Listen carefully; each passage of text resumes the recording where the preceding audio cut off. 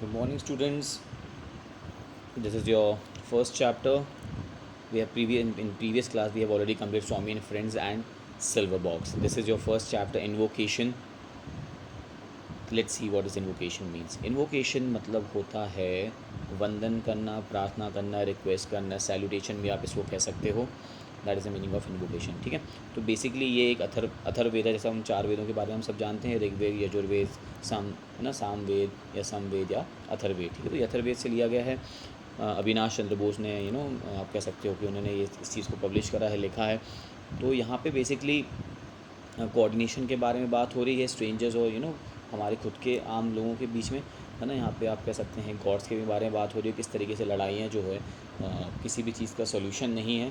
It basically brings the disaster, not the peace among the people. So that is what the summary is all about this poem. But it's really it's really helpful in your life. And let's read this. Okay, let's see the first stanza. Let us have concord with our own people.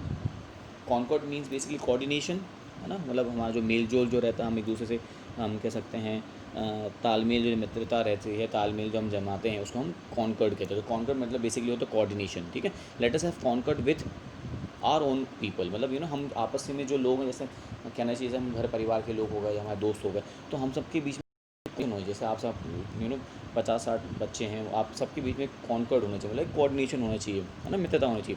तो let us have concord with our own people and concord with people who are strangers to us. मतलब सिर्फ हमारा जो coordination है सिर्फ वो सिर्फ आपस में ही नहीं होना चाहिए बल्कि हमारा जो कॉन्कर्ड या कोऑर्डिनेशन जो है वो स्ट्रेंजर्स के साथ भी होना चाहिए. मतलब स्ट्रेंजर्स मतलब कि हम उन जिनको हम जानते नहीं हैं, जो हमारे लिए अजनबी हैं, उनको हम स्ट्रेंजर्स कहते हैं, तो उनके साथ भी हमारा कहीं ना कहीं कॉन्कर्ड जो है होना, कोऑर्डिनेशन होना बहुत ज़रूरी है और होना भी चाहिए. एशविन्स मतलब बेसिकली बेटा डुअल गॉड्स होते हैं, मतलब जिनका आप कह सकते हो कि जो मतलब अगर हम कहें कि कमर के ऊपर की जो बॉडी जो है वो घोड़े की रहती है और नीचे जो है वो इंसान की रहती है, तो उसको हम यहाँ पे अश्विन्स मतलब बेसिकली डुअल गॉड कहा गया है ना. तो Ashvins create between us and strangers. तो एशविन मतलब वो डुअल गॉड्स हैं जो कि एक कोऑर्डिनेशन जमाते हैं किसके बीच में, हम मतलब हमारे कॉमन पीपल के बीच में, हम ओन पीपल के बीच में और स्ट्रेंजर्स के बीच में. अ यूनिटी ऑफ हार्ट. यूनिटी मतलब होती है एकता, है ना. हम सबके बीच में एकता को बनाए रखने के लिए वो हमारी मदद करते हैं. ये आपका फर्स्ट टाइम था. आगे देखते हैं. May we unite in a mind, है ना. मतलब मे वी यूनाइट इन मतलब हम अपनी अगर हम एकता को हम बरकरार रखना चाहते हैं या फिर हम एक जैसा सोचना चाहते हैं, तो उसके लिए हमको क्या करना है, वी में यूनाइट इन आवर माइंड. हमको क्या है, हम जो अगर एकता को फॉलो करना चाहते हैं, एकता मतलब कि अगर हम सबको एक जैसा करना चाहते हैं, सबके बीच में कॉन्कर्ड कोऑर्डिनेशन होना चाहिए, तो उसको हमको दिमाग से करना पड़ेगा. May we unite in our minds. हम चाहें तो हम दिमाग के थ्रू या आप कह सकते हो अपने बुद्धिमानी के थ्रू हम सब जो है यूनाइट हो सकते हैं. Unite in our purposes. हम जो है हमारी पर्पस मतलब ऑब्जेक्टिव होता है, उद्देश्य हमें होता है. अगर हमारा सबका उद्देश्य एक होगा तो हम सब आपस में एक जैसा काम करेंगे ना. तो may we unite in our minds, unite in our purpose and not fight against the divine spirit within us. Divine spirit मतलब बेटा डिवाइन स्पिरिट आप ऐसे वो कह सकते हो, मतलब वो आप पवित्र आत्मा जो हम सबके अंदर एक बसी हुई है, मतलब जो कि बॉडी से अलग होती है ना, तो उसको हम डिवाइन स्पिरिट कहते हैं. And not fight against the divine spirit within us. मतलब ये है कि हमारी जो पवित्र आत्मा है वो हमको अच्छा काम करने को कहती है.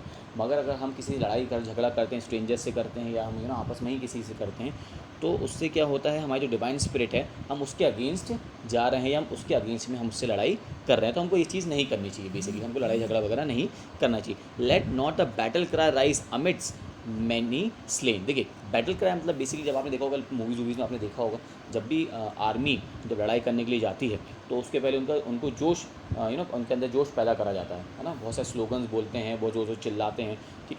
तो उसको अपन बैटल क्राई कहते हैं. मतलब कि लड़ाई करने से पहले जो जो शोर मचाते हैं आर्मी के जो लोग हैं, उसको अपन बैटल क्राई कहते हैं. तो let not the battle cry rise amidst many slain, है ना. मैनी स्लेन मतलब बेटा होता है कि जब लड़ाई होती है उस दौरान जो लोग मारे जाते हैं उनको अपन स्लेन कहते हैं. तो बोल रहे हैं कि कि हमको किसी भी तरह प्रकार की लड़ाई नहीं करनी चाहिए, ताकि क्योंकि लड़ाई किसी भी चीज़ का सॉल्यूशन नहीं है. उससे वो it's self is it's disaster, क्योंकि उसमें बहुत सारे लोग जो है मारे जाते हैं, है ना.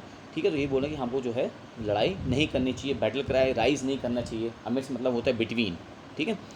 ओके आगे देखते हैं. Not the arrow of the war god fall with the break of the day, है ना. तो यहाँ पे बोला कि क्योंकि सॉल्यूशन जो है कभी भी लड़ाई किसी भी चीज़ का नहीं है ना. तो वही बोला not the arrows of war God. War God मतलब यहाँ पे इंद्रदेव जो है वो मतलब भगवान माने जाते हैं. है ना, सारे सारे देवों के देव, मतलब यहाँ पे उनको इंद्रदेव को कहा गया है। Nor the arrows of the war god fall with the break of the day. Break of the day मतलब बेसिकली मतलब होता है डॉन, है ना, मतलब सुबह अर्ली मॉर्निंग जो होती है उसको अपन ब्रेक ऑफ द डे कहा जाता है। सनराइज और जनरली हम देखोगे पहले टाइम पे लड़ाइयाँ होती थी तो बेसिकली सनराइज़ और सनसेट के बीच में हुआ करती थी, है ना। तो वो चाह रहे हैं कि जिस तरीके से पहले लोग जो हैं लड़ाइयाँ किया करते थे, युद्ध हुआ करते थे ना सनराइज़ और सनसेट के बीच में, तो उस तरीके की लड़ाई जो है अब वापस से नहीं होनी चाहिए, ना ही लोग बाग जो है आपस में लड़ाई करना चाहिए, और हम सब के बीच में एक कोऑर्डिनेशन हमको मेंटेन करके रखना चाहिए। तो ये आपका जो है पोएम आपकी कंप्लीट होती है। इसमें अगर आपको कोई भी डाउट हो, कोई मीनिंग अगर आपको समझ में नहीं आया हो तो आप मेरे को पर्सनली मैसेज करके पूछ सकते हैं, ठीक है। इसकी समरी जो है वो आपकी होमवर्क रहेगी, जो कि मैं आपको शाम को लिखने के लिए दूंगा। ओके, चलो, थैंक यू।